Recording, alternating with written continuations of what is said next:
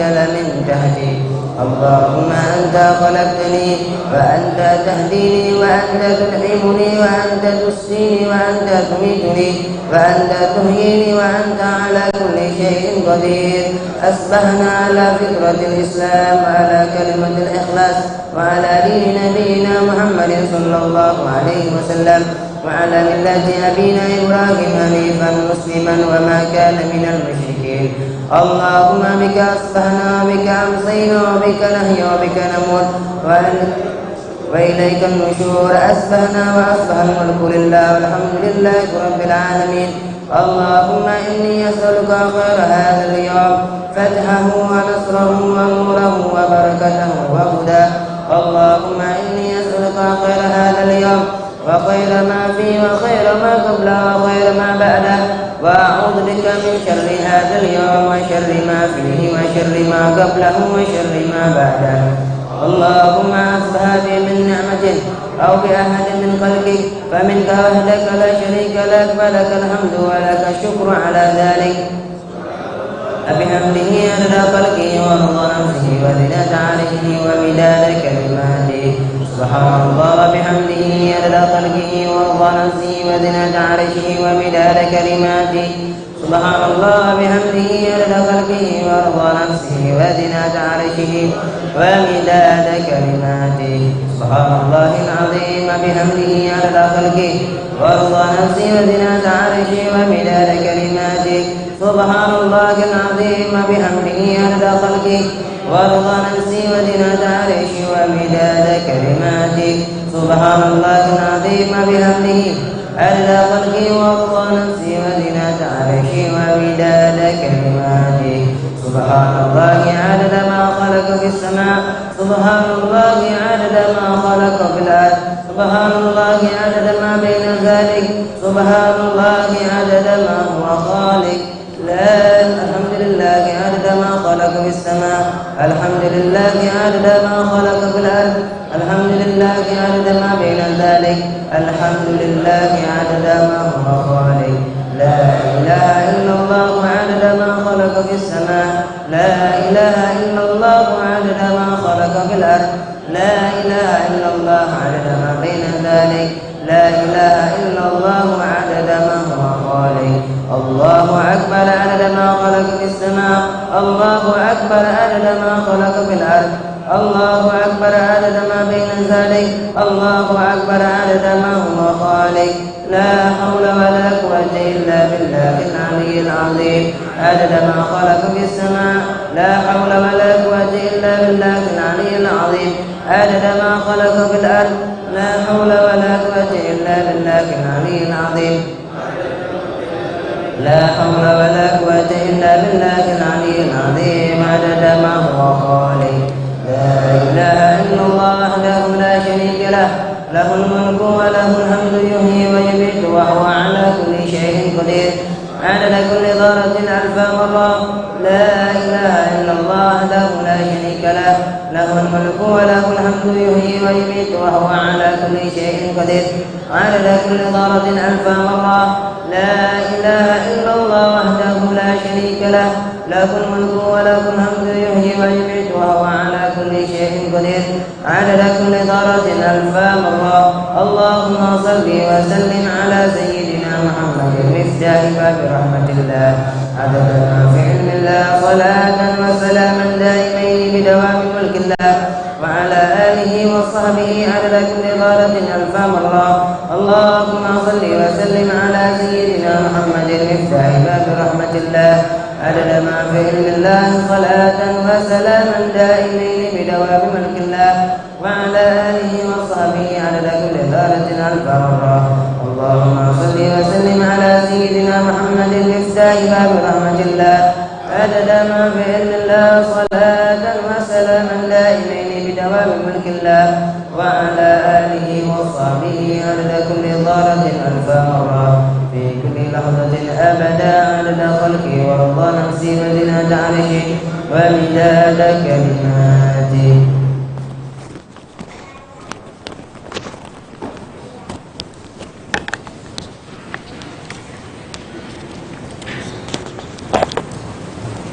تقبل الله منكم.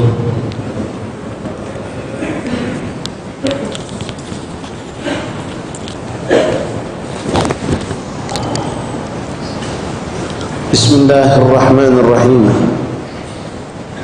الحمد لله رب العالمين. الحمد لله الذي هدانا لهذا وما كنا لنهتدي لولا أن هدانا الله.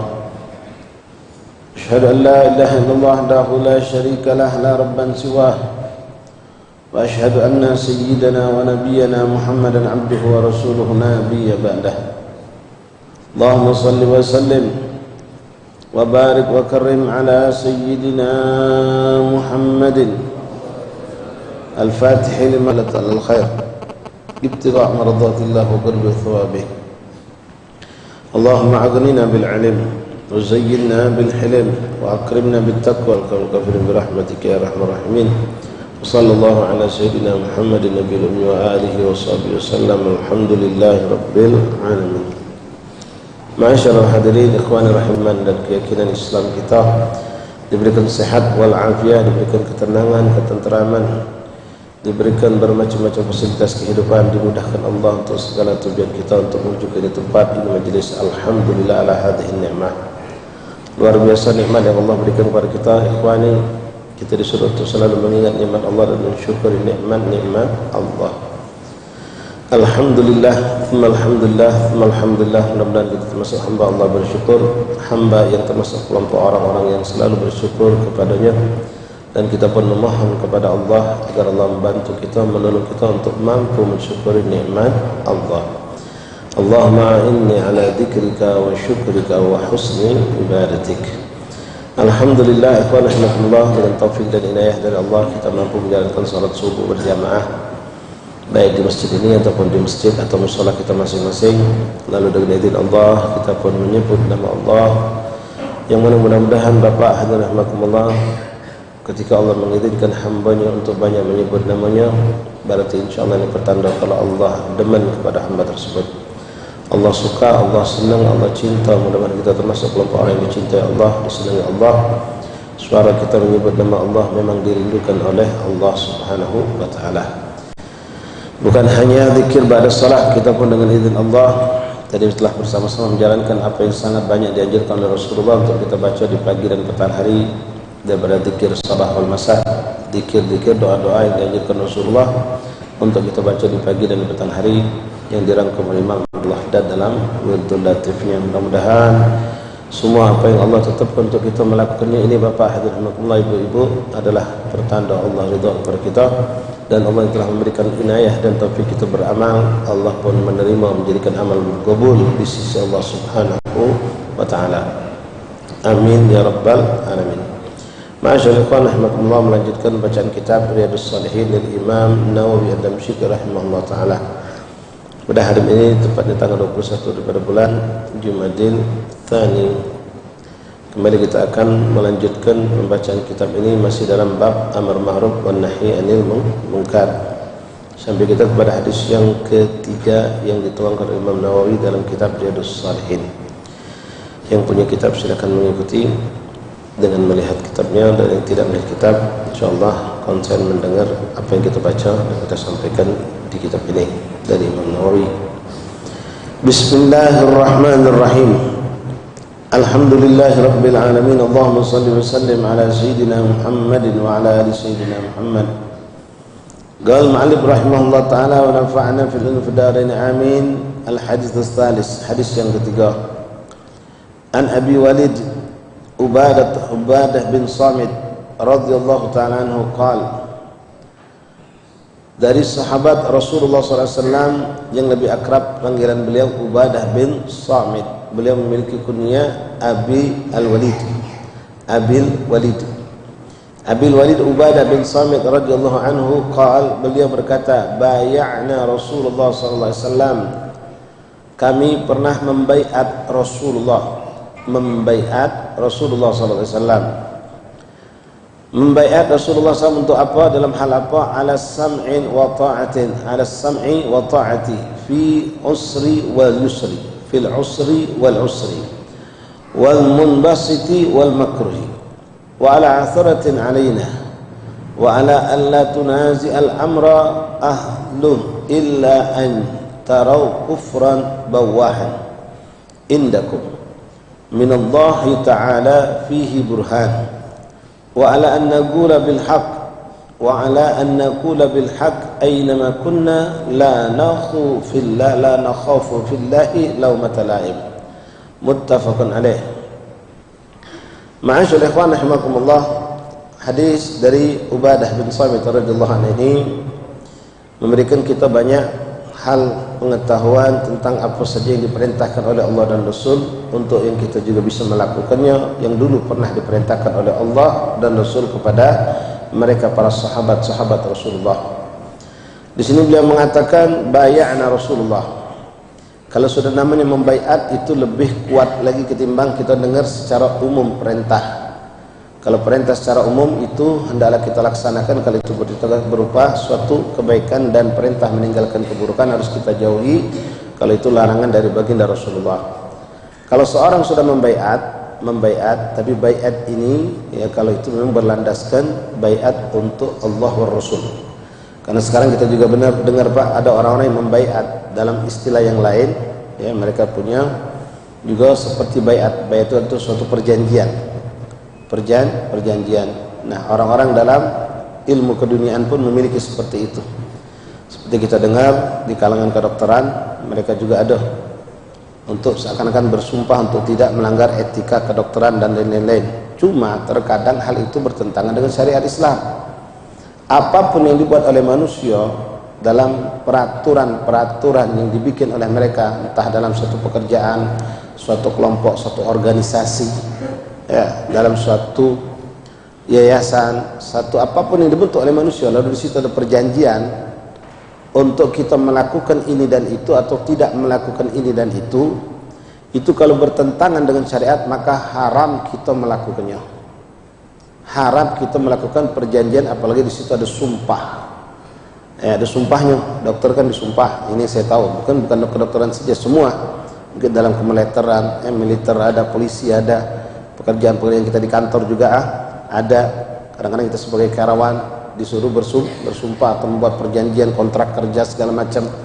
Apapun itu yang boleh kita lakukan kalau memang tidak bertentangan dengan syariat Allah dan Rasul. Tapi kalau bertentangan dengan syariat Allah dan Rasul, maka tidak boleh kita melakukannya. Kalaupun kita melakukan, misal, karena itu harus kita mau tidak mau, tapi kita harus dengan keyakinan, keimanan kita sepenuhnya untuk tidak sekali-kali melakukan apa yang bertentangan dengan syariat tersebut. Contoh ini yang saya dengar tentang sunat bayi perempuan. Sunat bayi perempuan dalam syariat Islam itu disyariatkan. Dalam syariat Islam itu disyariatkan. Tapi kalau dari kedokteran, ini yang saya dengar, mudah-mudahan tidak salah dengar, mereka dilarang melakukan itu dan mereka sudah disumpah untuk tidak melakukan itu. Ya, kalau ini salah saya minta maaf, ya. Cuma ini yang jadi kendala, orang ketakutan. Bahkan dokter bidan pun tidak semua mau melakukan menyunat bayi perempuan. Padahal syariat menyuruh kita itu. Syariat menyuruh. Walaupun di situ tidak ada yang mewajibkan, tapi tekanan untuk sunat itu ada. Itu pun pendapat sebagian ulama, ada yang mengatakan sama seperti sunat laki-laki, wajib. Tapi ada yang mengatakan tidak wajib, tapi suatu kehormatan, kemuliaan dan untuk penjagaan perempuan. Nah, di situ kita ketika menghadapi hal yang seperti ini, contoh, maka ketika kita lihat ada orang mau minta dihitan, sedangkan kita memang itu profesi kita, hitan, kita harus lebih taat kepada Allah ketimbang ketaatan kita, maka wajib dengan seyakin-yakinnya kita untuk tidak melakukan dari apa yang mereka minta untuk kita melakukan, meninggalkan apa yang mereka suruh kita tinggalkan. Ini harus kita camkan Bapak Alhamdulillah. Cukup dengan satu kaidah tadi, la ta'atal makhluk lil makhluk fi ma'siyatil khaliq. Tidak ada ketaatan kepada manusia selagi itu bertentangan dengan syariat Allah, dengan perintah Allah. Dan ini bukan ekstrim, ya, ini bukan radikal, inilah syariat. Kalau sekarang kan kita dibilang radikal yang model begini Pak.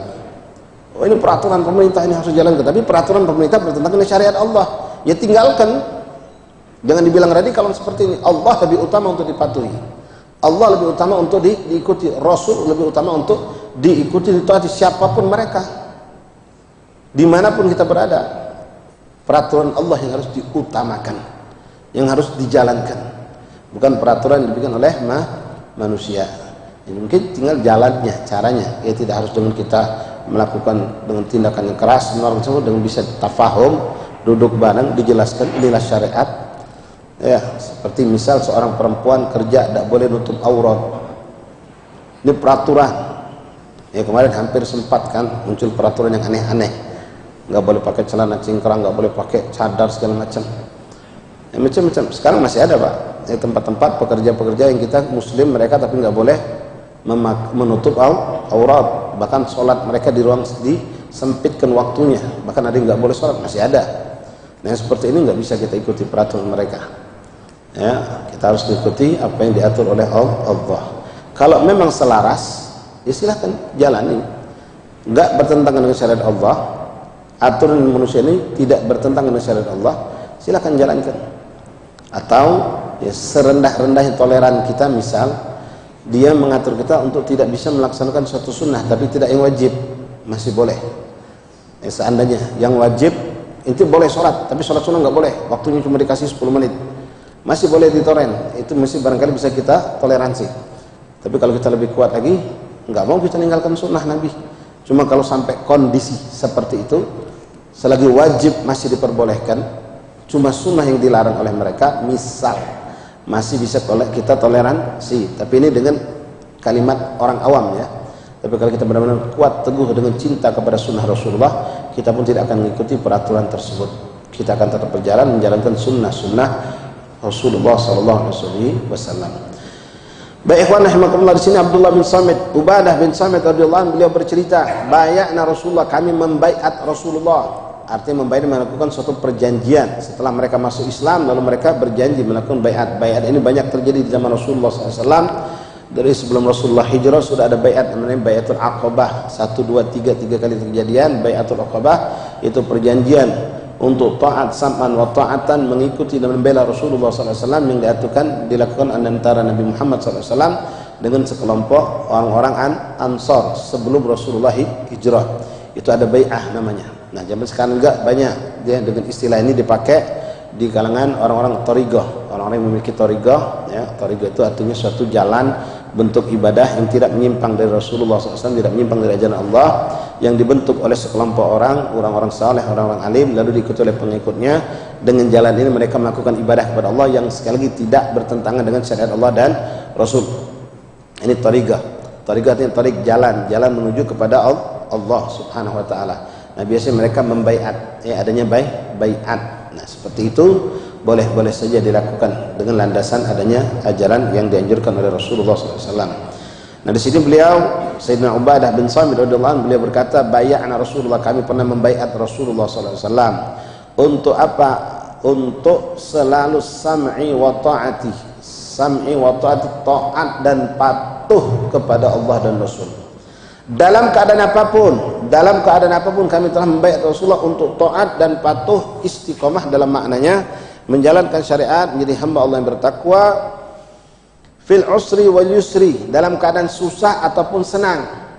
Ya, dalam susah atau senang kami sudah membaiat Nabi untuk selalu taat dan patuh. Wal munfisatul mukrih, dalam keadaan luas ataupun dalam keadaan sempit, artinya dalam susah senang, dalam sedih atau gembira, dalam keadaan sehat walafiat ataupun dalam keadaan sakit, dalam keadaan ketakutan ataupun dalam keadaan aman, semua keadaan kami berbaiat Rasulullah untuk selalu taat. Wa ala an la tunazi'a amrul ahluh, dan kami dilarang untuk menentang apa yang sudah diperintahkan oleh pemimpin atau atasan kami, kecuali kami dilarang untuk menentang atau memboikot atau menolak apa yang diperintahkan oleh atasan, amir, pemimpin, ketua dan seterusnya, kecuali antara kufran bawahan indakum minallahi ta'ala fihi burhan, kecuali kalau kami menyaksikan itu ada kekufuran yang jelas dengan apa yang datang dari Allah Subhanahu wa ta'ala.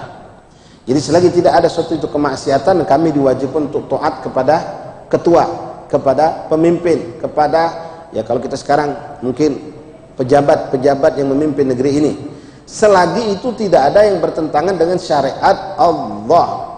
Kalau ada, maka kita boleh menentang mereka. Ya, makna menentang bukan berarti menentang melawan dalam bentuk jasad kita. Ya, menentang dalam arti kata kita luruskan kalau ini salah. Tapi kita tidak akan mengikuti dan kita jelaskan kalau ini bertentangan dengan syariat Allah. Kalau masih dipaksa, kita berhak membela diri untuk tidak melakukan apa yang mereka perintahkan kalau itu bertentangan dengan syariat Allah Rasul. Kan sekarang banyak peraturan-peraturan yang mungkin bertentangan dengan syariat Allah. Ma'asyar ikhwan rahimakumullah, hafizakumullah, wafaqakumullah. Beliau mengatakan wa ala an la tunazi'a amr ahlu illa, kecuali kami disuruh untuk tidak menentang atau melawan apa yang telah diperintahkan kepada kami oleh atasan, oleh pemimpin, oleh amir. Illa, kecuali, jangankan amir, jangankan pemimpin, orang tua kita sekalipun. Orang tua kita sekalipun yang wajib nomor satu kita taati. Kalau perintah mereka itu bertentangan dengan syariat Allah wa Rasul, maka kita dilarang untuk taat. Atau maaf, orang tua kita bukan muslim, orang tua kita non muslim, misal mereka nyuruh kita untuk melakukan sesuatu tapi tidak bertentangan dengan syariat Allah, maka melakukan perintah beliau atau mereka itu menjadi suatu ketaatan. Orang tua kita non muslim menyuruh kita melakukan sesuatu yang bukan bertentangan dengan syariat Allah, apalagi kebutuhan mereka, lalu kita lakukan, maka itu dicatat sebagai ketaatan di sisi Allah Subhanahu wa ta'ala, suatu ketaatan bentuk birrul walidain. Tapi jangankan orang tua yang non muslim, orang tua muslim sekalipun kalau memerintahkan kita sesuatu yang bertentangan dengan syariat Allah, maka kita menolaknya. Ya, terhadap orang tua, terhadap pemerintah, terhadap atasan, siapapun yang kita tolak dengan cara yang bijak, dengan cara adanya bayan, burhan yang jelas. Ya, kita jelaskan kalau ini bertentangan dengan syariat Allah. Nah, ini pula nanti Bapak ikhwan rahimakumullah ada toleransi-toleransi yang mungkin bisa kita lakukan ketika misal ini dalam madhab Syafi'i tidak diperbolehkan, tapi ternyata dalam madhab lain ada yang memperbolehkan. Nah, dalam kondisi yang mungkin seperti itu, yang mana posisi kita ini serba susah, serba salah, misal kita dalam posisi suatu pekerjaan itu yang memang itulah sumber rezeki kita yang diberikan Allah, lalu muncul suatu peraturan yang menyuruh kita melakukan suatu hal, kita lihat dalam madhab kita ini dilarang, ini tidak boleh, tapi ternyata dalam madhab lain ada yang membolehkan.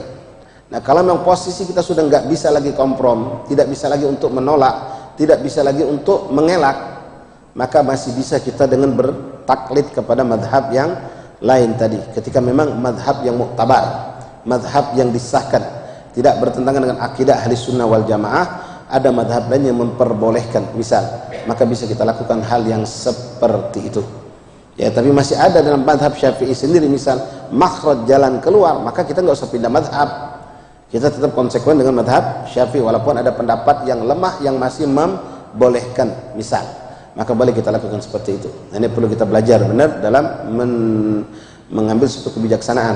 Jadi kalau suatu hal bapak saudara mendapatkan ada hal-hal yang bertentangan dengan syariat, larilah kepada ulama. Was'al ahla dzikri in kuntum la ta'lamun. Bertanya kepada ahli dzikir. Maksud ahli dzikir di situ adalah ulama. Tanya, gimana nih di perusahaan saya bikin program seperti ini, di tempat saya kerja bikin program seperti ini, di sekolah saya bikin program seperti ini. Nah, seperti kejadian di Palembang, ini mungkin saya pernah sampaikan. Di Palembang ada satu sekolah ngotot nyuruh anaknya bikin jumatan di masjid yang ada di musola yang ada di sekolah itu, padahal di luar sekolah nggak jarak berapa meter dari situ, berapa puluh meter atau sekian, nggak nyampe sekian ratus meter sudah ada masjid yang adakan jumatan. Nah, secara hukum gimana nih? Ya dipelajari. Kalau mereka menentang, muskilah nih Pak, mereka menentang, nilai mereka akan jadi musibahnya. Jadi dianggap murid yang tidak taat dengan peraturan sekolah. Nah, ini butuh mungkin didudukin, diajak ngobrol, bila perlu dilibatkan orang luar untuk menyelesaikan ini masalah. Alasan apa ini sekolah kok ngotot ngadakan jumatan di dalam sekolah mereka, padahal sekolah itu bukan tempat orang sholat Jumat. Tak jauh dari situ ada masjid yang ngadakan jumatan. Nah, ini dipikirkan, duduk bareng, jangan santri atau murid itu langsung demo berontak, enggak ya, diajak ngobrol, bila perlu libatkan orang luar untuk menyelesaikan masalah mereka. Alasannya apa? Kalau alasan memang dipikirkan, alasan itu sangat matang, alasan itu sangat kuat menahan murid untuk enggak keluar, itu seandainya, tapi saya belum terpikirkan itu ada, seandainya ada, maka boleh-boleh saja. Oh ini tapi dalam mazhab Syafi'i nggak sah, boleh kita taklid ke mazhab lain. Kalau memang alasan sekolah tadi benar-benar nggak bisa ditolak, bisa diterima. Tapi kita belum dapat yang seperti itu. Misal, ini contoh. Dan ini ada yang kita dapatkan di Palembang ini, sekolah yang ngotot nyuruh muridnya sholat Jumat di sekolahan itu. Ini butuh dibahas. Ya. Tapi ikhwan rahimakumullah, jadi sekali lagi di sini Rasulullah mengatakan boleh untuk tidak taat itu kalau memang di situ kita lihat adanya kekufuran atau kemaksiatan yang jelas. Kufur di sini bukan hanya makna kufur keluar dari Islam, kufur dalam makna kemaksiatan. Ya, kalau kufur benar kufur mensyirikkan Allah jelas. Tapi di sini ada satu kemaksiatan maka kita tolak. Contoh, maaf, ini contoh juga. Sekarang, masya Allah, satu sisi kita nikmat bangga senang Pak. Sekolah-sekolah banyak menjuru anak-anaknya untuk bawa Al-Quran, baca Al-Quran. Ada jam 0 katanya. Sebelum belajar mulai jam 7.30, mereka kumpul jam 7, baca Yasin, baca Quran, bahkan tadarusan. Cantik, indah, baik. Tapi kalau salah mempraktekkan bisa jadi dosa. Misal, mereka ngelazimkan, pokoknya setiap siswa harus baca, setiap siswi harus baca. Seorang siswi bilang, Pak saya ini lagi haid, nggak boleh pegang Quran. Oh nggak peduli, pokoknya baca. Nah ini melanggar syariat. Ini melanggar syariat. Yang seperti ini tentu ya seperti tadi saya katakan, ya bisa melakukan misalnya ngobrol sama siapa pihak sekolah, bisa diajak ngobrol. Kalau ternyata semua ya dari kepala sekolahnya, gurunya semua punya pendapat yang sama, siapapun siswi harus baca Quran, bawa Quran, walaupun haid, nggak peduli. Ya ini bisa diajak orang luar ngurusin ini. Panggil kiai, panggil ustaz, panggil MUI, barangkali menyelesaikan. Ini fasik, ini dosa, ini melanggar syariat. Atau mereka memasukkan semua siswi setiap jam duha harus sholat duha, padahal ini haid, haram hukumnya orang sholat, tapi dilazimkan, kalau enggak nilai kamu bisa hancur, misal. Ya ini bisa diselesaikan dulu. Kalau enggak bisa juga ya sudah, kita ambil jalan yang lebih tegas. Haknya Allah, kewajiban perintah Allah itu lebih didahulukan, lebih didahulukan. Begitupun juga kalau mereka melarang kita untuk melakukan suatu ketaatan, ya segalanya jelas dengan cara bil hikmah wal bayan. Mentok nggak bisa, udah dijelaskan ya sudah, bismillah, tarik mundur, cari selamat, selamat.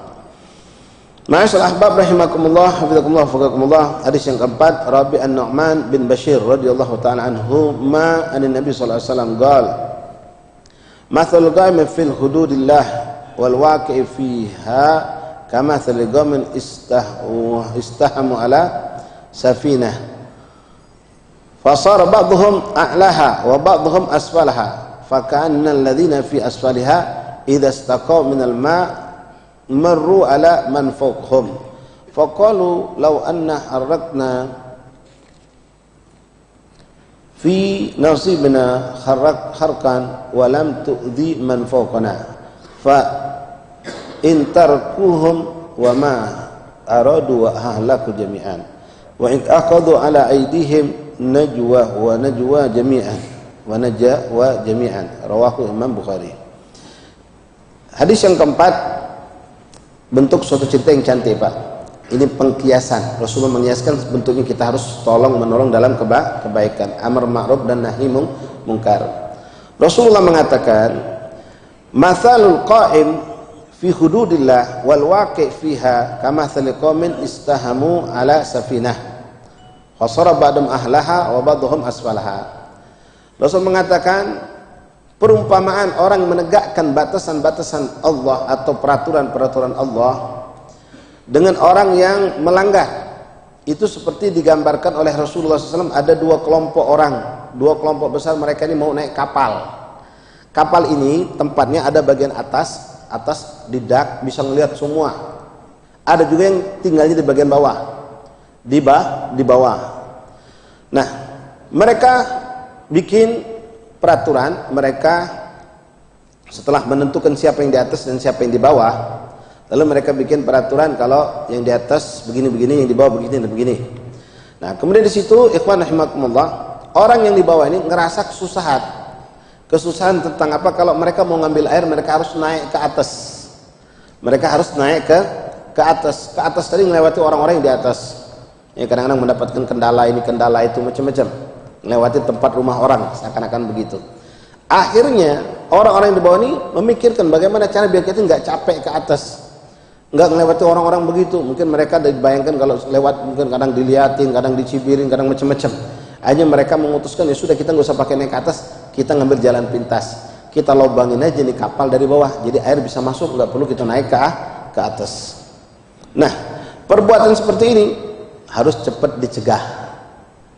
Orang yang di atas tahu, mereka harus merubah sikap mereka yang di atas dan mereka harus mencegah yang di bawah itu jangan sampai menobangi, bikin lubang buat kapal. Kenapa? Kalau dibiarkan yang di atas ngerasa aman, karena mereka nggak ngerasa susah. Tapi orang yang di bawah melakukan suatu kefasadan, kerusakan yang mencelakakan bukan mereka yang di bawah saja, yang di atas juga bisa celaka. Maka ngelihat yang seperti ini, kemungkaran seperti ini harus dicegah. Tidak boleh dibiarkan. Nah, maka di sini penama pencegahan. Kedua, orang yang di atas pun harus memberikan jalan.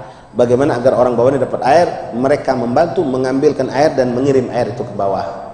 Karena kalau dibiarkan mereka bikin lubang, maka lubang itu bukan cuma sesaat untuk kemanfaatan, tapi akan terus air itu masuk, tenggelam itu kapal, maka mereka semua akan binasa.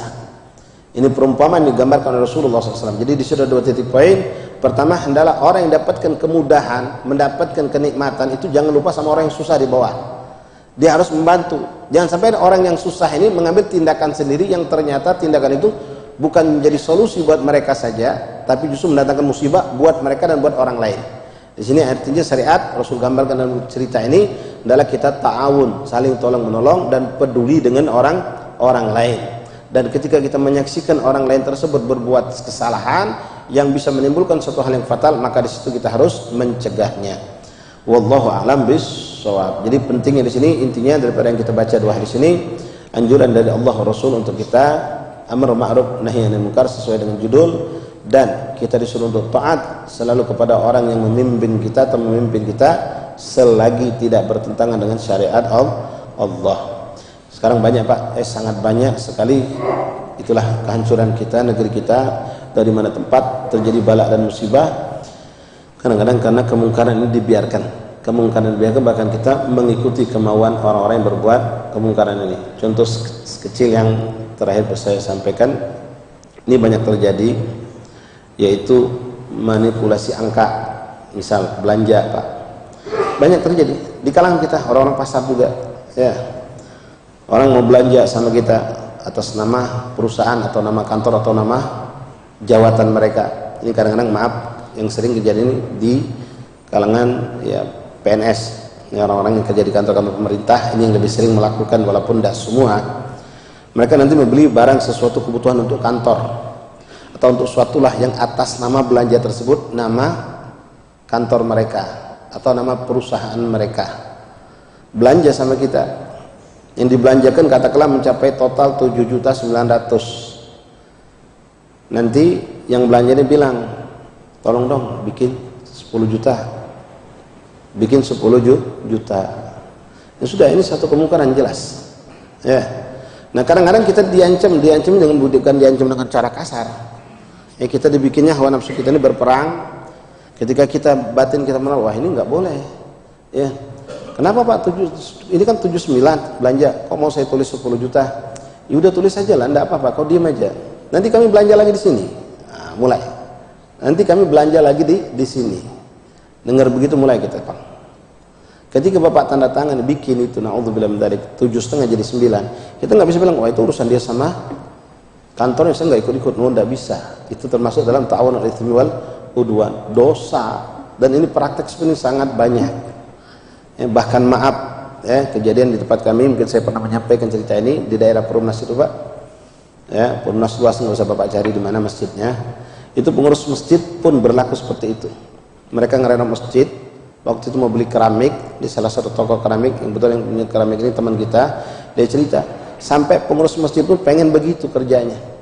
Jadi beli sekian ratus dus keramik dengan harga satu dus itu misal katakanlah 110.000, minta dibikin 115 atau 120. Kaget yang jual keramik. Yang bener baik kamu nih pengurus masjid, ini duit masjid.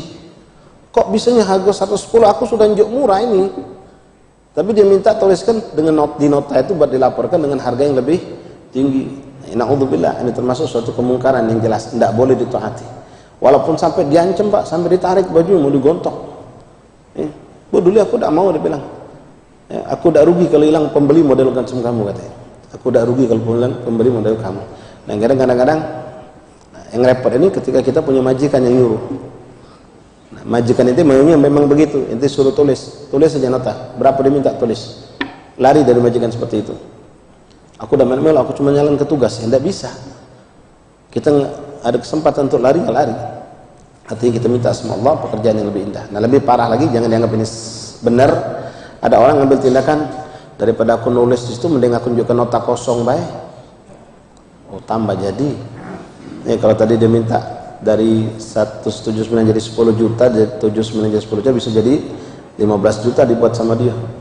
Jangan pula dikasih nota kosong. Tapi Ustaz, nota kosong itu tidak kata cap toko kami. Ya sama baik. Ya, ada cap, kita risikonya dunia akhirat, bisa bertuntutan dunia akhirat. Tidak ada cap sama, tetap. Ya, mereka juga biasanya nggak mau kalau nggak ada cap toko. Nggak ada cap toko itu nggak mau mereka. Ya, karena mereka nggak bisa mengajukan itu kalau tidak ada cap toko. Jadi harus ada cap toko. Sama. Bahkan itu lebih membukakan peluang mereka untuk berbuat dosa. Jadi hati-hati ikhwan rahimakumullah, ya, kemungkaran sangat banyak. Kadang-kadang kita ta'awun alal itsmi wal 'udwan tanpa kita sadari. Qulil haq, berkata yang hak, jangan kita takut. Di situ tadi hadis juga menjelaskan, maaf belum saya jelaskan, di situ Rasulullah SAW juga membaiat sahabat itu untuk berkata yang hak walaupun dalam keadaan apapun. Nah, ini pun nanti butuh penjelasan. Insyaallah minggu depan kita ada kesempatan lain kita akan bahas. Yang berkata yang hak itu hak adalah katakan itu memang benar, tapi ada juga beberapa hal yang perlu kita perhatikan. Tidak semua yang hak itu harus diucapkan. Ya, ada juga aturan dalam syariat. Kalau memang itu bakal menjadikan suatu timbulnya fitnah, ada etika, ada cara menyampaikan yang hak adalah hak. Ada yang memang harus langsung kita spontan, tapi ada saatnya kita harus tidak langsung spontan mengucapkan yang hak adalah hak. Ya, ada itu dia terus menerus lama. Insyaallah pertemuan berikutnya kita akan bahas. Ma'asyiral rahimakumullah, hafizakumullah, wafaqakumullah. Mudah-mudahan Allah Subhanahu wa taala memberikan keberkahan untuk kita semua, panjang usia dan afiat, dan insyaallah hari-hari ini kita berkahi dengan menyambut insyaallah tinggal 10 hari lagi kurang lebih bulan Rajab akan kita dapatkan bersama. Mudah-mudahan apa yang kita baca, yang kita dengar bermanfaat dan menambahkan keimanan kita untuk lebih kuat untuk menjalankan apa yang diperintahkan Allah dan Rasul, dan tidak kita goyang dengan apa yang dibikin oleh peraturan oleh manusia, apalagi kalau itu bertentangan dengan syariat Allah dan Rasulnya. Amin ya rabbal alamin. Bismillahirrahmanirrahim. Alhamdulillahirabbil alamin. Allahumma shalli wa sallim wa barik wa karim ala sayyidina Muhammad wa ala ali sayyidina wa maulana Muhammad. اللهم إنا نسألك العفو والعافية والمعافاة الدائمة في الدين والآخرة. اللهم اجعلنا من الذين يستمعون القول فيتبعون أحسنه. اللهم هذا منك وبك وإليك ولا حول ولا قوة إلا بالله العلي العظيم. اللهم اجعل جمعنا هذا جمعا مرحوما وتفرقنا من بعد تفرقا معصوما ولا تجعل فينا ولا أحد منا عن بابك مطلوبا محروما يا من وفق أهل الخير وأعانهم عليه. بك اللهم على الخير وإنا عليه. اجعلنا من الذين يستمعون القول فيتبعون أحسنه. صلى الله عليه وسلم محمد النبي وآله وصحبه وسلم. الحمد لله رب العالمين. تقبل الله منكم. Taqabbal ya karim. Wa rahimakumullah. Besok hari Ahad kembali kami sampaikan, kami kembali undangan Haul Al-Khubabah Syarifah Ustazah Ummi Kulsum binti Abdullah bin Syafaq Salim. Insyaallah akan dilaksanakan di Kampung 13 Ilir di rumah beliau jam 10 sampai selesai besok hari Ahad. Tafadhal kalau mau hadir. Syukran. Assalamualaikum warahmatullahi wabarakatuh. Sallallahu Rabbuna ala nuril mubin Ahmad Mustafa Sayyidil